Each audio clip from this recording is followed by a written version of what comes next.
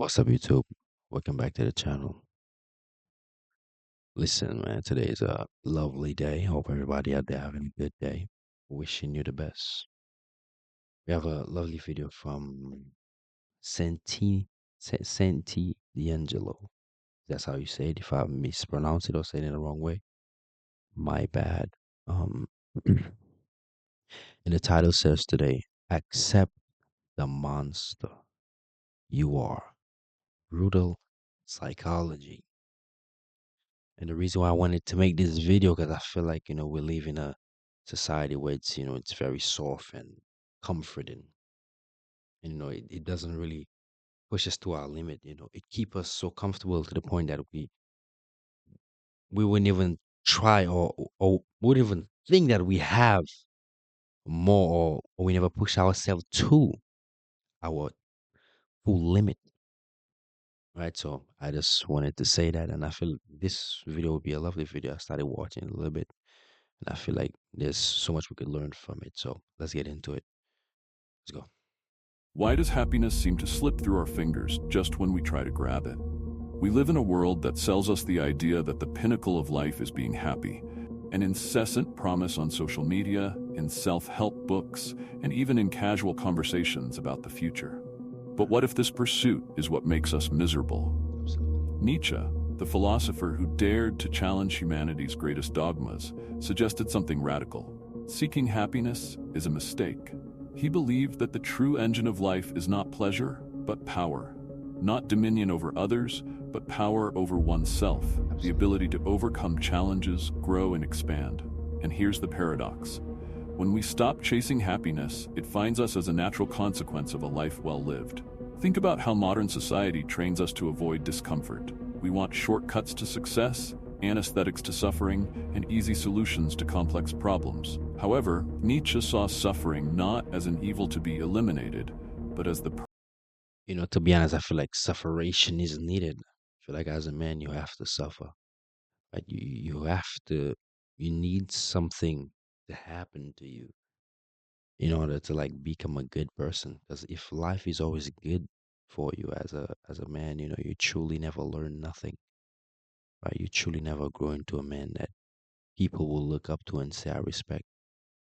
Right? So you have to understand how powerful that is and how sufferation and trauma will build you into a good man. Because due to the fact that you went through trauma, you wouldn't ill treat people because you understand how it could break somebody. And that in itself will turn you into a good man because the trauma you feel, you will do your best to protect others and make sure others are in a good place. And I actually like that a lot. price of greatness. Happiness, according to him, is like a shadow that follows us when we are busy facing life with courage. To understand Nietzsche's vision of happiness and power, it is necessary to delve into his central idea, the will to power. Unlike how the term may sound, it is not about controlling others or accumulating wealth, but about a deeper, vital drive, the force that moves us to grow, overcome adversity, and become stronger versions of ourselves. Nietzsche believed that this will is the true essence of life, the invisible engine that transforms challenges into opportunities for evolution. Happiness, in this context, is not an end to be achieved, but the brilliance that emerges when we are aligned with this force. It's I feel like happiness should come when you like me personally. I don't chase happiness. Why I don't chase happiness? Because happiness is something that is, I feel like it's mandatory. It's not something that could last forever. So I never latch myself onto something that can't last forever. Especially, and it means it have no value actually, right? So my thing is I would want to be proud of myself, right? And if I'm proud of the work that I've put in, by extent, that would make me happy. It would bring some level of happiness to me if I know I did the things that I did that I needed to do, actually, right? By extension, I will feel happy, right? Just by me being proud of myself. So I don't truly chase happiness and always wanting to be happy. I feel like sometimes I feel like you have to be unhappy, right? In order to get things done and put yourself in a position to understand, okay, well, I need to do more. right? And feeling happy all the time, there's nothing good in that at all. It doesn't serve you well. Because people are always happy, they always finding the next happy thing to do, right? So and they never have a direct thing that they want, right? So I would say happiness is not something I follow or always want to feel. I would want to feel proud of myself because I want to move forward. And me feeling proud of myself will allow me to put in the work that I have to put in, no matter how difficult it might seem, right? Or how long that journey might be, right? But being proud of yourself is more important than being happy all the time. It's the relief after winning a battle, the silent pride of someone who has overcome themselves. Let's contrast this with modern thinking. We are bombarded by slogans that encourage us to be happy now, as if happiness were an instantaneous product. But Nietzsche saw this desire for happiness as a weakness, an escape from true life, which requires effort and sacrifice. For him, avoiding discomfort is avoiding growth, and that is where the great contradiction of modernity lies. By challenging this obsession, Nietzsche offers us an alternative path, one that requires courage but promises.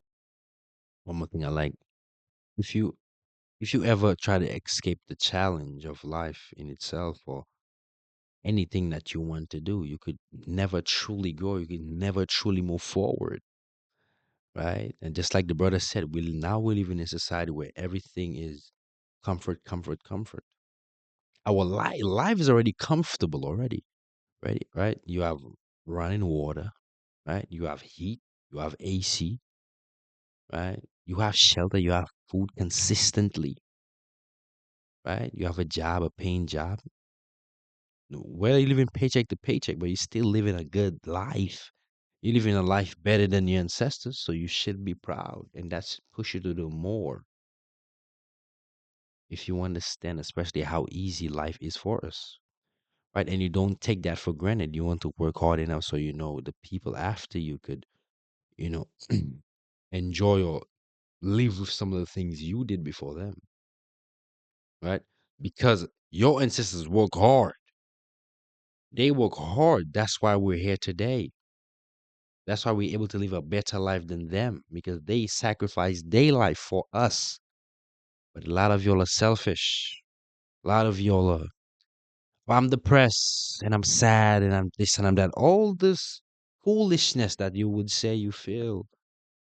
But when they feel worse than you, but they still perform, they still did their best. So you could have the life that you have today. You're very selfish. You're a selfish person because you didn't even go through half of the things they went through. But you will still say you're sad. You will still say you're depressed. You will still say, "Oh, I don't have enough." You're very greedy. That's why you can never move forward. Is something far greater than fleeting happiness. We live in the age of compulsory happiness. Our social networks are full of impeccable smiles, paradisiacal destinations, and motivational phrases that tirelessly tell us that life is only worth it if we are happy. This pressure to appear happy rather than experience it creates a subtle trap. The more we chase it, the more distant we feel from it. This phenomenon is not only cultural, but also psychological. Studies show that the relentless pursuit of happiness can lead to anxiety, depression, and a feeling of failure. After all, Social media could sell you such a dream to believe that the life you live in is so bad. It is so bad that you would probably won't even hurt yourself or do something out of yourself just to get the life that you see on social media. So that's why you see all the people are always happy on social media and always laughing and smiling. I don't trust all of that, because I understand there is ups and down in life. Right? Sometimes we achieve, sometimes we fail, sometimes we're sad, sometimes we're happy. Right? So there's ups and downs. Nothing is just a steady flow. Right? So I have an understanding of that. Right? So that's why anything I see on social media, I don't fully just take it in and say, "Oh, that's how you're supposed to live life." Because life is different for all of us. We all have a different path. So we have to understand what our path is and stick to that. Not go on social media and try to live like somebody else. And that's the problem with people now. They want to live like other people. They don't want to take the time out and figure out what they need to do for themselves. It's sad to me. If everyone seems to be living a perfect life, why can't I? The modern obsession with happiness transforms moments of difficulty, so natural to life, into existential crises. Absolutely. We are encouraged to numb pain, avoid conflict, and ignore challenges, all in the name of an illusory idea of constant well-being. Nietzsche saw this long before it became a global problem. For him, happiness is not a state of comfort or absence of suffering. On the contrary, it is in moments of overcoming, when we face chaos and emerge stronger, that we experience what he would call true joy. He believed that life should not be lived in search of easy pleasures, but of experiences that transform us. However, modern society has moved away from this idea. We avoid discomfort, ignore resistance, and turn the search for happiness into a race without a finish line. The result? A generation that feels that something essential is missing, but cannot identify what it is. Nietzsche invites us to question, what if we are looking in the wrong direction? Absolutely. When Nietzsche talks about power, he is not referring to the kind of control that corrupts politicians or fuels corporate greed. For him, power has nothing to do with domination over others. It is about something much deeper and more intimate. The ability to transcend oneself, to transform weaknesses into strengths, and to face life with courage. This kind of power starts internally. No, that's the thing about self-reflection and the importance of self. That's the importance of self-reflection, right? And you should realize, self-reflection is so important. And when you take the time and you sit down with your own self and you self-reflect on the things that you need to do and who you truly are, a lot of the problems you have, you could take care of it. You can get rid of it very quickly if you be honest with yourself. But a lot of times, people are not honest with who they are. They're not honest with their own selves. So therefore, they cannot truly see the problem that they have. They cannot truly see the things they need to fix. They cannot truly see how bad of a person they are. They can because they constantly lying to themselves that I'm a good person, knowing deep down they're not a good person. Because the actions show that they're not a good person. And they don't want to self reflect because if they self reflect, they will see the ugly truth about themselves. And they don't like that. So they rather lie, wear a mask, and perceive to people that I'm a good person and I mean well. A lot of the times it's not real. And that's the importance of it. Is to be honest with yourself, be brutally honest with yourself, and tell yourself who you truly are and realize it and be okay with it, but okay in the sense to move on and to better yourself, not to stay stagnant and remain the same person. That is not what it is about. It's about moving forward and becoming better. That's what it is about. Think about times when you overcame a seemingly insurmountable challenge. It could have been a fear you faced, a difficult goal you achieved, or even the ability to get back up after a big fall. The satisfaction you felt did not come from the absence of effort, but from directly facing the difficulty. For Nietzsche, this is power, the growth that occurs when we resist the easy and embrace the difficult. All right. But why is this concept so important? Why we live in a world that values shortcuts. We want miracle diets, meteoric careers, and instant solutions to complex problems. However, true power takes time, effort, and often pain. Nietzsche believed that resisting suffering is resisting power. He saw discomfort as a catalyst, something that pushes us to evolve if we have the courage to face it. This kind of power frees us from a victim mentality.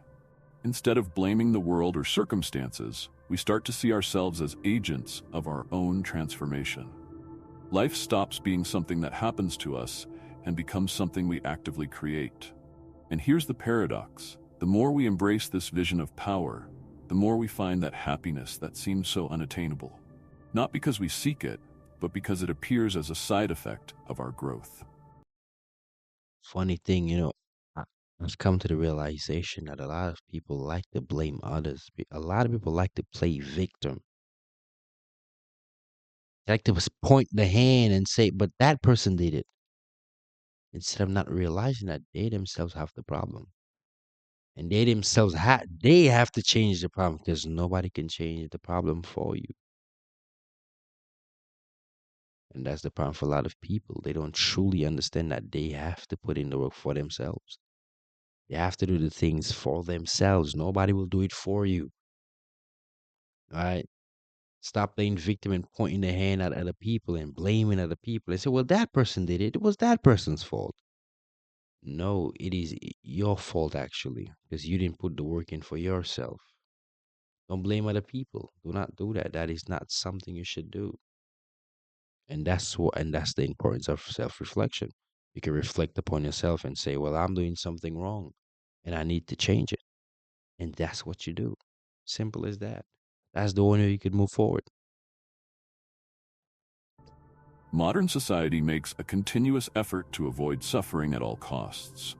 We are surrounded by medicines, therapies, and solutions that promise to free us from pain and discomfort. Absolutely. However, Nietzsche proposes a radically different vision.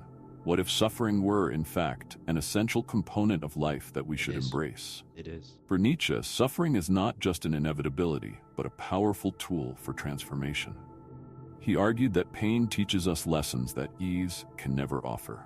Yes. When facing challenges and adversity, we are forced to develop resilience, strength, and self-knowledge. What we often call suffering is actually an opportunity in disguise to grow. This does not mean that we should seek suffering for its own sake, but rather recognize its intrinsic value. Think about And that's the importance, when you truly suffer already, like I said earlier, when you truly suffer already, you understand that you would never put it upon somebody else because you see how it is. You experience how it is already. So you never want to put somebody through it, but tell you that the reason why that's so important because it would teach you how to treat yourself, not how to carry yourself, but how to treat other people. Because you have understanding of how sufferation is or what it is. Because you went through it. Right? And that's the importance of sufferation. That's the only way you could learn something. You can take in information. Because if you just had everything easy and you had a perfect life, you wouldn't learn nothing. You would truly not learn nothing if life was just perfect. How everybody want life to be perfect. You could never truly learn something and move forward. So that's why you need sufferation. You need to go through things so you can understand that it can give you life experiences that you need moving forward. So you can be in a better place. So it can make you a better person, a more valuable person, a more respected person. That's the importance. moments of crisis in your life. They are often catalysts for significant change. When we face pain, we can reevaluate our priorities, adjust our goals, and even rediscover ourselves. Nietzsche Absolutely. believed that overcoming suffering brings us closer to our true selves, allowing us to access a depth of power and fulfillment that would not be possible without these tests. In this sense, suffering is a kind of furnace that purifies the spirit, molding us into more complete individuals. When we accept this perspective, we change the way we view difficulties. Instead of seeing ourselves as victims of circumstances, we become protagonists of our story, capable of transforming pain into strength. This transformation is the true power that Nietzsche advocated, and it is through it that we find happiness as a byproduct of our achievements. The idea of overcoming is a recurring theme in Nietzsche's philosophy, and it is deeply intertwined with his vision of power and the meaning of life. For Nietzsche, true greatness is not a matter of social status or material wealth, but rather the ability to rise above personal and collective limitations. This process of overcoming is, in essence, what defines us as human beings. In each of us, there is untapped potential, a strength that waits for the right moment to manifest. Every challenge faced, every failure, and every pain we endure are steps towards that potential. Nietzsche believed that the path to greatness is full of obstacles, but it is precisely this journey that transforms us. Each step we take towards overcoming not only strengthens us, but also teaches us the resilience and adaptability necessary to face future challenges. This concept resonates in different areas of life. Think about great historical figures who went through significant trials before achieving success. Steve Jobs, for example, was fired from the company he founded before returning and transforming Apple into one of the largest technology empires in the world. His story is a testament to the idea that overcoming adversity can lead to ultimate achievement. Furthermore, overcoming is closely linked to self-efficacy, the belief that we are capable of achieving our goals. When we manage to overcome an obstacle, even if small, we create a positive cycle that fuels our confidence and motivation. This leads us to seek new challenges and thus expand our potential. By adopting this perspective, we change our understanding of what it means to live a meaningful life. Instead of seeking happiness as an ultimate goal, we start to see overcoming as the true purpose of our existence.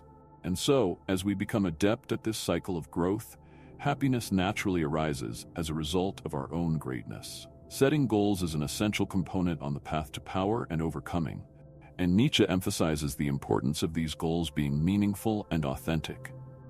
We are often influenced by external expectations, what society expects of us, what our parents want us to be, or even what social media seems to demand.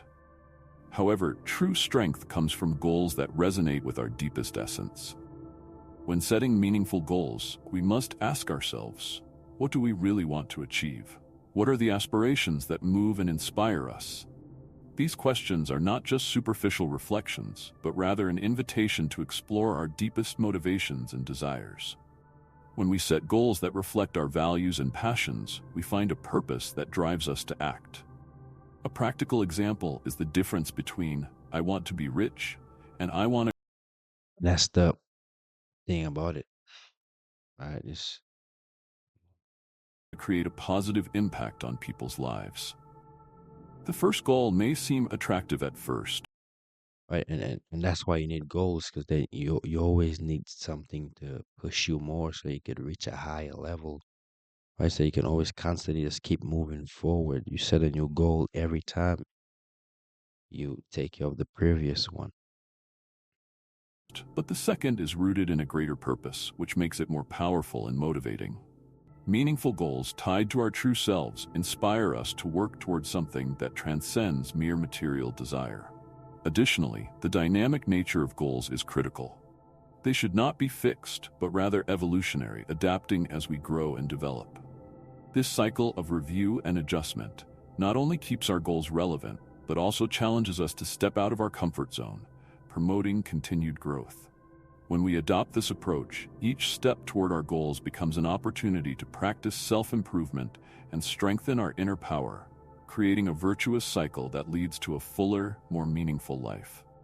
Self-improvement is not a one-off goal, but an ongoing cycle that shapes our life journey. This cycle, fundamental in Nietzsche's philosophy, teaches us that each achievement is a step towards the next challenge. Life is a battlefield full of disguised opportunities, and each victory we achieve equips us with the tools necessary to face what lies ahead. That's so real. Therefore, instead of seeing success as an end in itself, we must understand it as part of a dynamic and constantly evolving process. In this cycle, reflection plays a crucial role. After each achievement, it is essential to stop and analyze what was learned and how this experience can be applied in the future.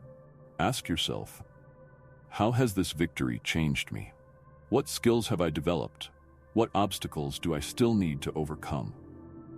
This self-analysis not only helps us internalize learning, but also chart new paths for growth.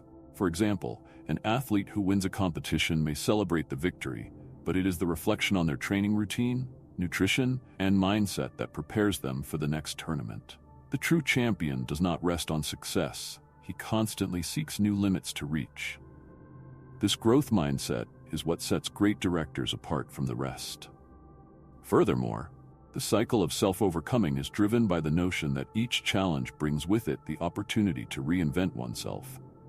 This idea is in harmony with Nietzsche's concept of And the reason why that's important, because it teaches you something new. That new goal, that goal you just achieved, it teach you something new. Because now moving into your next goal, it gives you a different perspective. It showed you something new that you probably didn't see. from the previous one, achieving the previous one, put you in a place to where moving in the new goal that you have, it give you a different perspective. It teach you something new. You learn something as you go on because you challenge yourself. You put yourself under the pressure. So you had to perform when that happened, right? So that's the importance of it. Of eternal recurrence, which invites us to imagine how we would live if we had to repeat our choices eternally. This thought is not a condemnation, but a liberation. He encourages us to make bold choices and seek out experiences that make us feel alive and fulfilled. Therefore, by cultivating the mindset that each step is a preparation for the next, we find constant purpose in our quest for power and fulfillment. This uninterrupted cycle of overcoming leads us not only to a sense of personal fulfillment, but also to the true greatness that Nietzsche so extolled. For Nietzsche, suffering is not just an unwanted experience to be avoided, but an essential and inevitable component of life. This vision may seem bleak at first glance, but it proves to be deeply liberating when we explore its true meaning. Suffering is a catalyst that drives us to seek power, transformation, and ultimately, meaning. When we face challenges and pain, we are forced to confront our weaknesses, beliefs, and limitations. It is in this confrontation that we find opportunities for growth. Imagine an artist who faces constant rejection. The pain of criticism can turn into motivation to improve your work. Each blow you receive becomes a tool. And tell you what, that's the importance of rejection. I feel like a lot of people are so scared of rejection, right? Men and women are very fearful of rejection. But I feel like rejection is a good thing. Why? Because rejection can teach you so much. Or no matter what it is, no matter what you're trying to do, you're trying to approach somebody, no matter what it is, you're trying to go for something new, right? That rejection will teach you that you were doing something wrong. There is something that you have to improve on. And that in itself, you getting rejected will build tough skin over time. It will build an armor so when you do get rejected, it doesn't get to you anymore. So for the people who fear rejection, my thing to you is go out there and get rejected. And stop connecting how you feel to something that you have no connection to. If just let me give an example. If I approach a young lady and the young lady said, go up to her and say, hey, how you doing? What's your name? All right, she gave me a name. We spoke. And by the end of the conversation, I said, can I, I would love to stay in contact with you. Can I possibly get your number? She said, well, I'm not really interested. That's fine. But from that I move on. But do I let that dictate my next approach? Right? Do I shut down and say, well, oh, yeah, she didn't want me, so no other woman will want me? Well, I can't think like that. And all I will do is build my tough skin. And as I keep going forward, guess what's going to happen? I will get a young lady that will say yes. Right? That's all it is. So the rejection it will just build that tough skin over time and make you a better person, make you, realize a lot of things you're doing that is not that is bad to you, but it is all improvement from that. All you can do is learn from that. You can never go wrong from that. Right? So that's more of what it is. To sculpt a stronger version of yourself. Thus, suffering becomes a teacher who teaches us valuable lessons about resilience, creativity, and self-knowledge. Furthermore, suffering has the ability to bring people together. Difficult experiences often generate empathy and understanding. When we share our struggles, we create deeper, more meaningful bonds with others. This connection not only enriches our lives, but also helps us realize that we are not alone in our battles. Suffering, therefore, is not just an individual experience, but a bridge that connects us to a broader community. On the other hand, by accepting suffering as an integral part of life, we can demystify the incessant search for happiness. Absolutely. Contemporary society often promotes the idea that happiness should be a constant state and that pain is a sign of failure. However, this mindset prevents us from embracing the complexity of the human experience. Instead of avoiding suffering, we must learn to dance with it, recognizing that each tear shed carries with it a seed of potential. Nietzsche invites us to embrace our suffering as a sign of our humanity. When we accept pain, we not only become stronger, but also more whole. Power emerges not from the absence of pain, but from the ability to overcome it and use it as fuel in our quest for greatness. Ultimately, by transforming suffering into a springboard for growth, we find a new sense of purpose and the true essence of life. The connection between power and happiness is one of the most intriguing in Nietzsche's philosophy. In a world that often associates happiness with comfort and the absence of pain, Nietzsche proposes a radically different perspective. True happiness arises not from the search for it in itself, but from the power we manage to cultivate through our struggles and achievements. This paradox defies conventional wisdom. Instead of seeking happiness as an ultimate goal, Nietzsche suggests that we should focus on strengthening our will and developing our potential. Happiness then becomes One thing I feel like so much of us have so much potential. We have so much potential that sometimes other people realize that we have so much potential and they take advantage due to the fact that we don't even realize the potential we have within ourselves. And for the people who could see the potential in us, they will take advantage because we don't see nothing or we don't see the potential within ourselves like they see it. A lot of people see how good you are and they realize, oh, he's a very good person. So now they take advantage of that because you don't know how good of a person you are. Because again, you never reflected upon yourself and see how much of a good person you are or what type of person you are, right? So it's very important that you take the time and realize who you want. Take the time, put the time into yourself so you could be who you want to become in the future. And that's the importance of it. You should always work on yourself. You should always self-reflect, right? You should always question the things you do and why you do it. Question the things you believe in and why do you even believe in it? Is it because you truly believe in it deep within your heart? Or is it because somebody else tell you to believe in it? So that's what it is. But we all have a lot of potential. We just never truly see it till somebody take advantage of us. a natural side effect of this journey. When we dedicate ourselves to personal overcoming, joy comes from the experiences we have had, the victories achieved, and the continuous growth. It's as if each challenge overcome lights our path, bringing a shine that we often don't notice while we are busy seeking a state of satisfaction. So many may wonder, how then can we cultivate this power? The first step is to redefine our relationship with suffering and difficulties. By viewing challenges not as obstacles, but as opportunities for growth, we shift our Absolutely. focus to action and self-overcoming. And I feel like, failure is something we all will go through.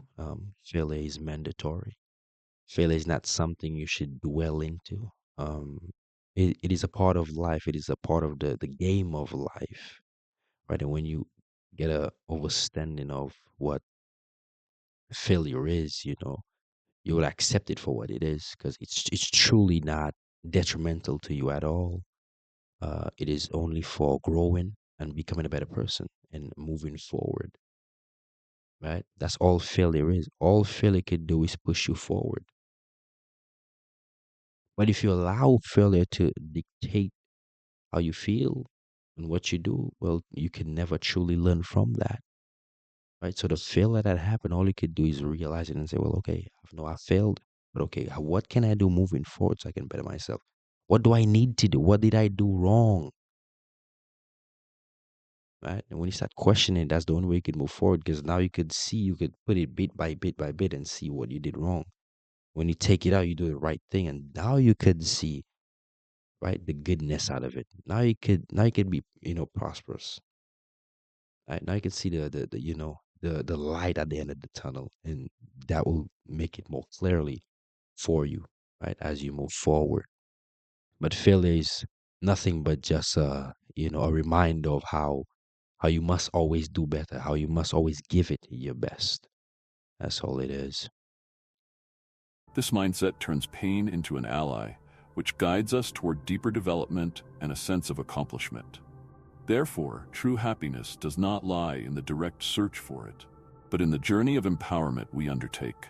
As we Absolutely. become stronger, more resilient, and more authentic, we discover that happiness is not a destination, but a companion that accompanies us when we are immersed in our true purpose. Absolutely. Thus, by embracing the paradox between power and happiness, we find a richer and more meaningful life. The connection between power and happiness is one of the most intriguing in Nietzsche's philosophy. In a world that often associates happiness with comfort and the absence of pain, Nietzsche proposes a radically different perspective. That's the thing, we live in a society where they steady always want to put you under comfort and comfort and comfort. It's so comfortable. Our life is already comfortable, like I said, right? We have all the things that the most necessary things that we need: water, food, shelter, right? We have that in abundance. We don't have to worry about that, getting that, right? And that in itself put us in a position where it's like life is just so good, right? We have a TV, people watch TV all day, right? And not do nothing productive. But back then, people didn't have these things. So therefore, life for them was 10 times more difficult than life for you. But currently, the people now have more problems than the people back then. It is crazy to me, right? That you have a better life. You live in a way 10 times better than people who would leave back, who were, in who leave back then, right? You live in a way much better life than them, but you're still depressed. You're still sad. So you have to understand how comfort in itself, how being too comfortable could actually be a bad thing instead of a good thing, right? As we view comfort as something as, oh, comfort is good, we need comfort. But too much of comfort will put you in a bad place, will put you in a place where you don't want to be, will put you in a place where you're sad, will put you in a place where you're depressed, will put you in a place where you want to kill yourself, will put you in a place where you don't want to do the things you have to do. Or matter of fact, no, the things you need to do actually, because it will ruin you slowly and slowly. You will slowly start crumbling because you're too comfortable. And then you can never realize the things you truly need to do, right? So the people who always want to be comfortable but I always want to be happy and comfortable, that will not truly get you anywhere. It won't. It won't push you in the right direction. It won't. Sorry to tell you, right? It will lead you in a path, in a path where there might not be no return, right? That's eternal sadness, right? So take the risk, right? Accept the challenge and move forward. Work with it. I don't care how much times you have to work on it, but you keep working on it till you get it, because that's the importance of it. If you keep working on it consistently, you will get better. That's the only way you'll get better. Because if you accept comfort and that's all you feel, that's all you want to do, that will not truly bring you happiness. You will always fail. To somebody who accept the challenge and keep going at it every day, they will always win. And they will be 10 times happier than you, right? Because you want to stay in comfort.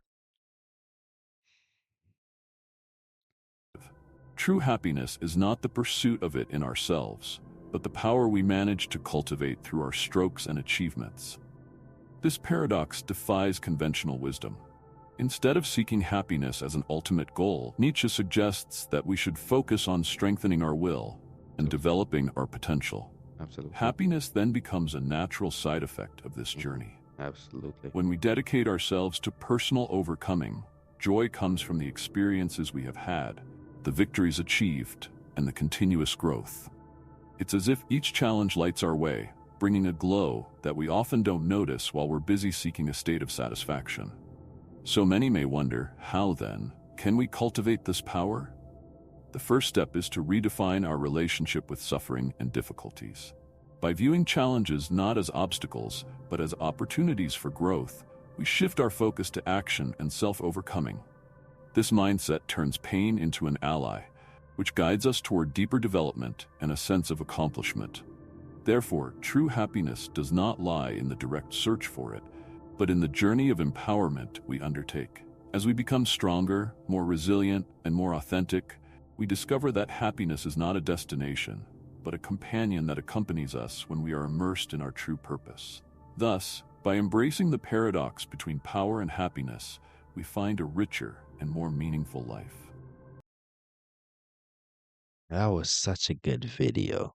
Like that was such a good video. I like that. I'll be definitely making more videos on that because I feel like we could learn so much. And you see how they take ancient ancient philosophy and put it to more modern philosophy. And do you see the difference? Do you see how the difference how people used to live back then and how you know they understood well things are difficult but we still need to do it. But now they would comfort you in such a way that you would feel so weak in your position you wouldn't want to do better. You wouldn't want to accept the difficult part of it. But back then they understood it. They knew yeah life is hard but we still gonna do it. But now life is hard, but they tell you, oh no, don't do it. Just take a break. It's fine. You could rest. It's fine. Be comfortable. It's fine. You need to be happy. Instead of telling them, well, you need to put in the work. You need to be proud of yourself. You need to look